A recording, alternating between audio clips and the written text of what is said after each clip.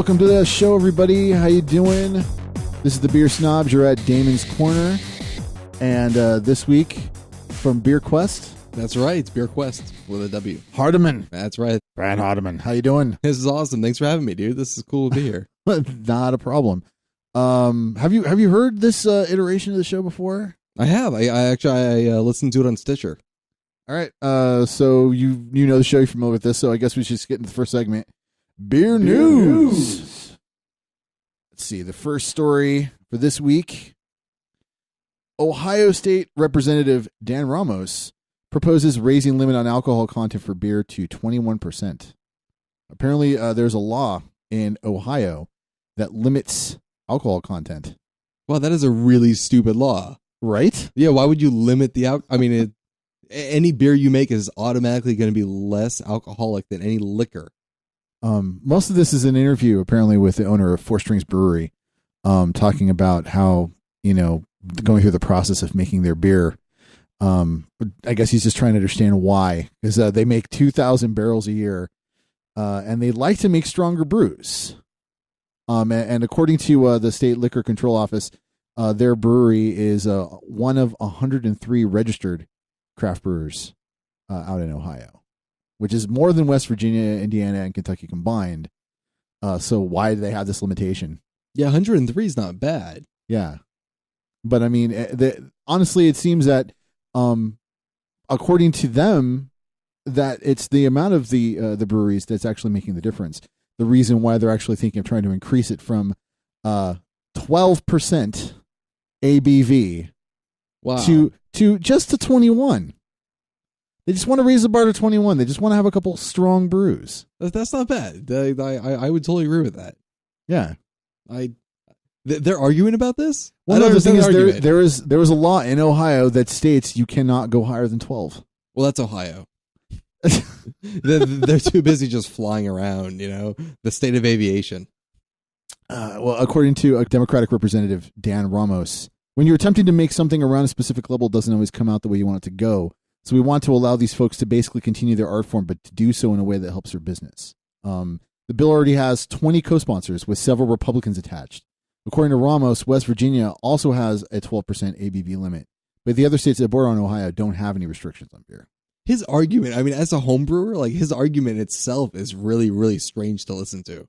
Really? Because, the freedom of, you don't know what it's going to come out to be. Well, I mean, saying that, you have that freedom to do it.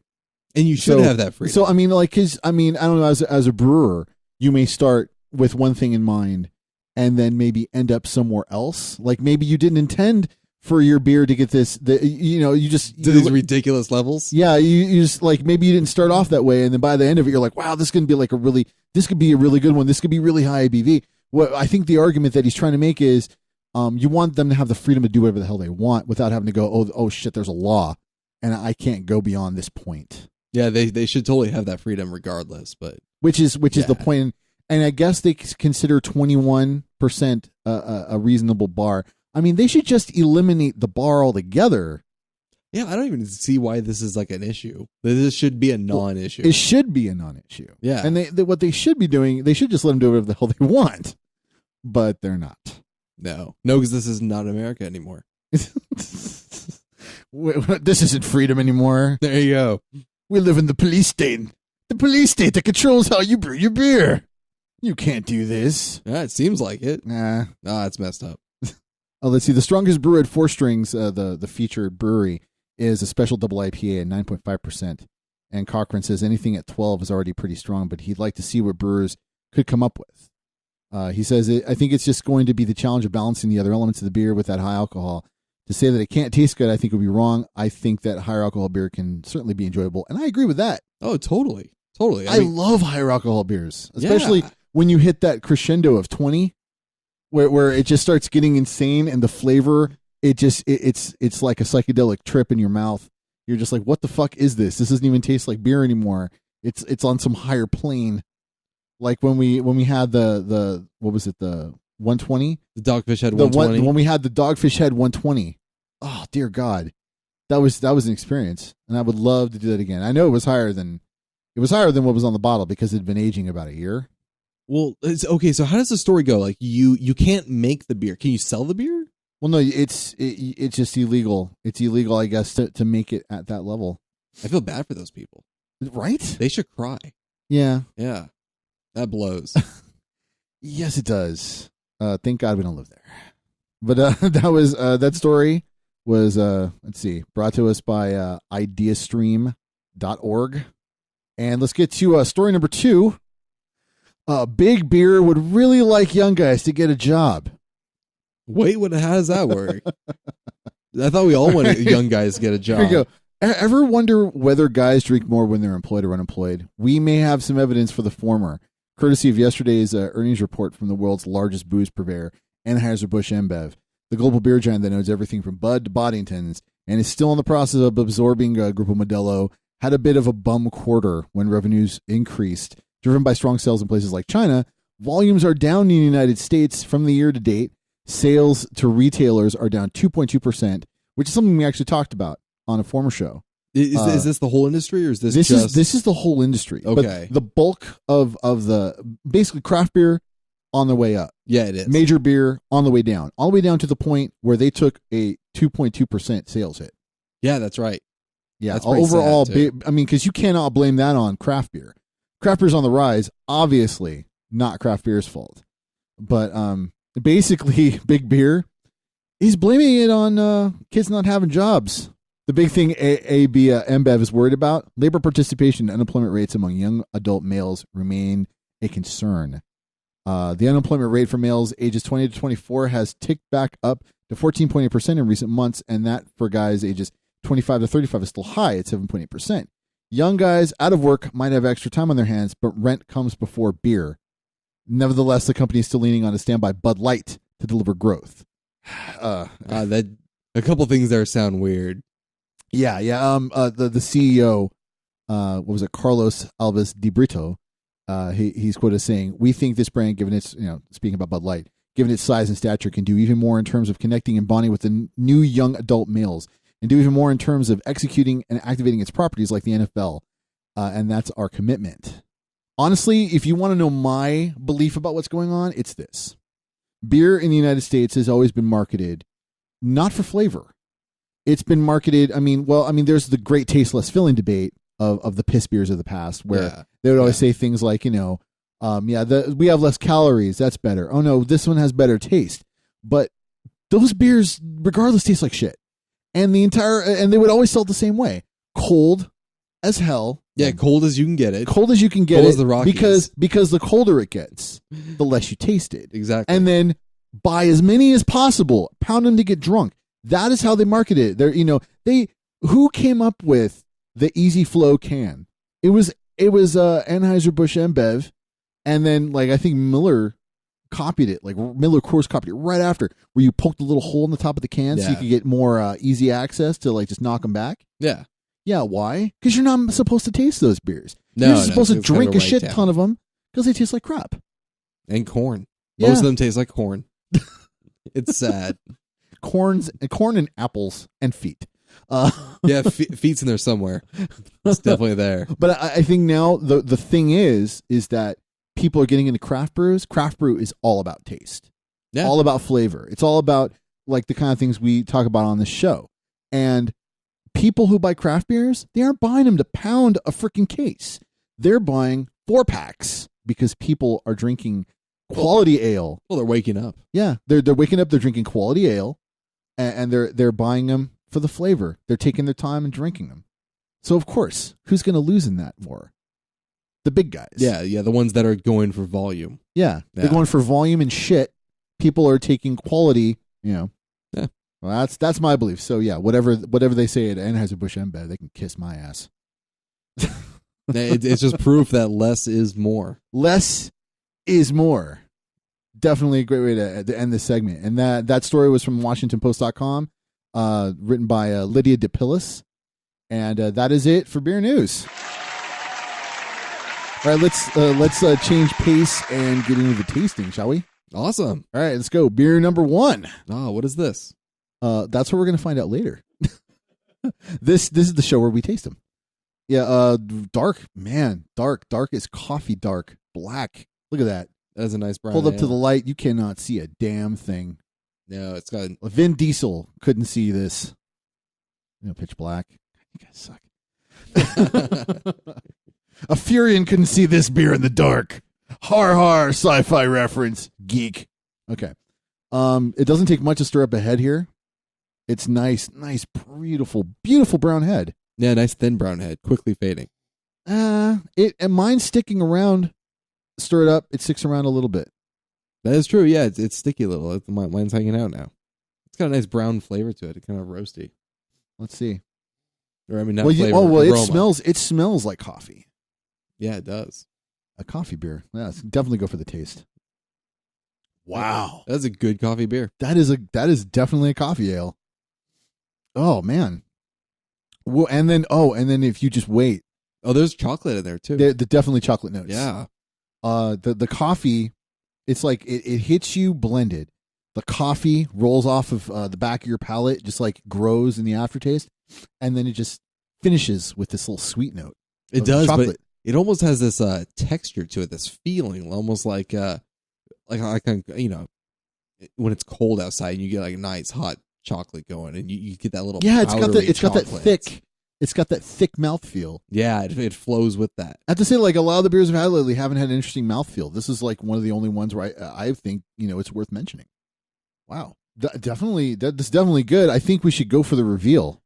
Oh, Wow, nice. Black House, Modern Times beer, coffee roasty stout. Nice. This is for my buddies down in San Diego. Yes, Black House, Modern Times beer, style is stout, ABV 5.8%. Pretty good.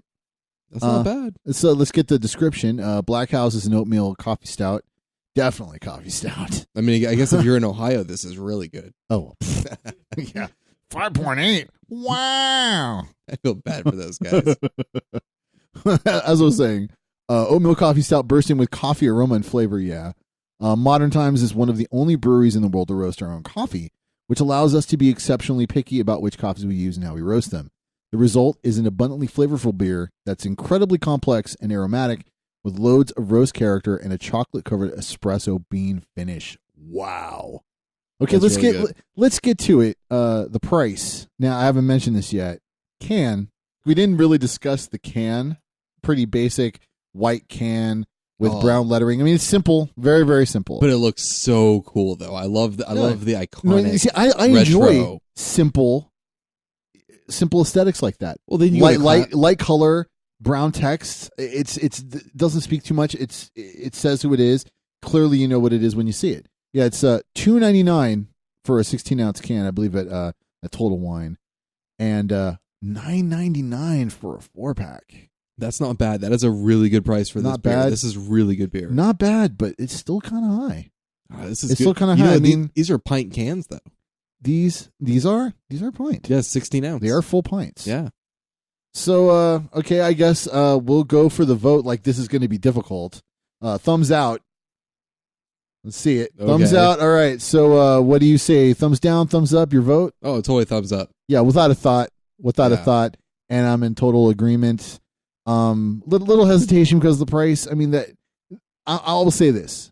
For the coffee lover, for the beer lover, for the stout lover, definitely thumbs up. And I think it's not too unreasonable. The price is not too unreasonable if you really, really love that combination.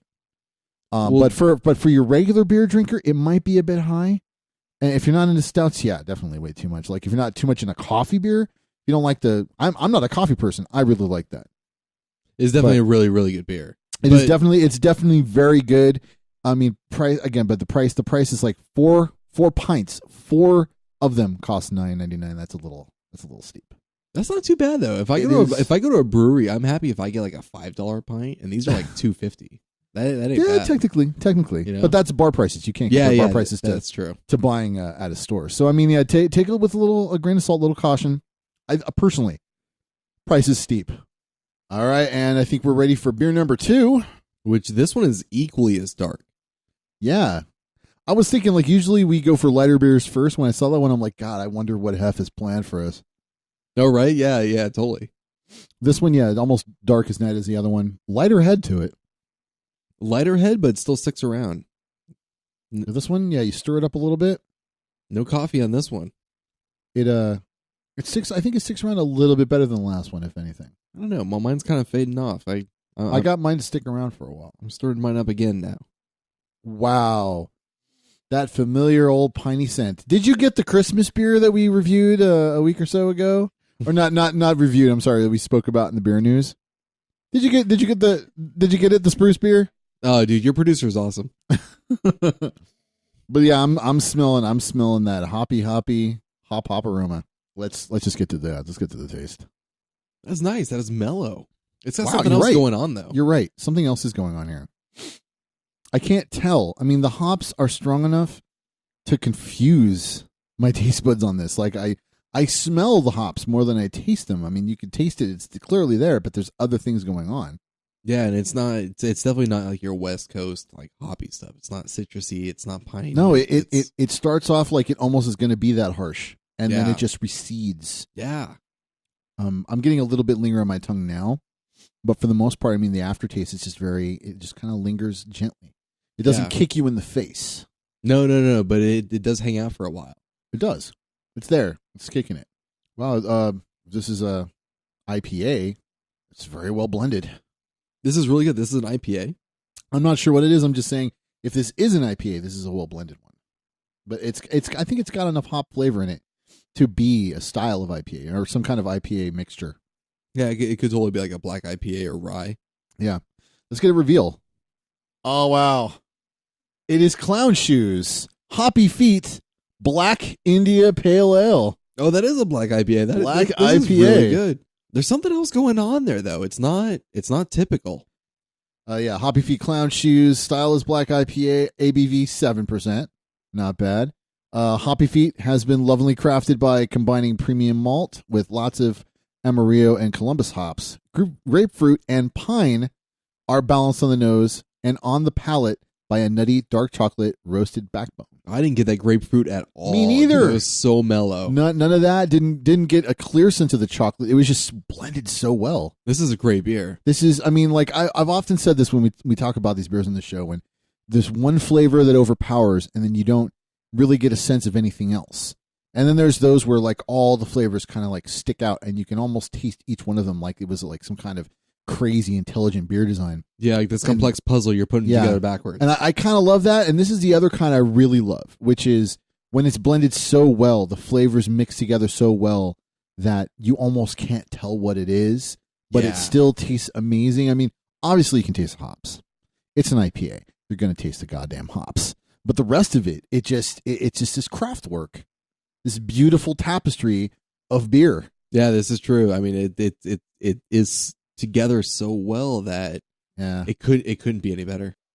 We did a beer, might have been a show or two ago. I think it was probably the last show. It was the post-Christmas show with Shauna when we were talking about how labels can be too much.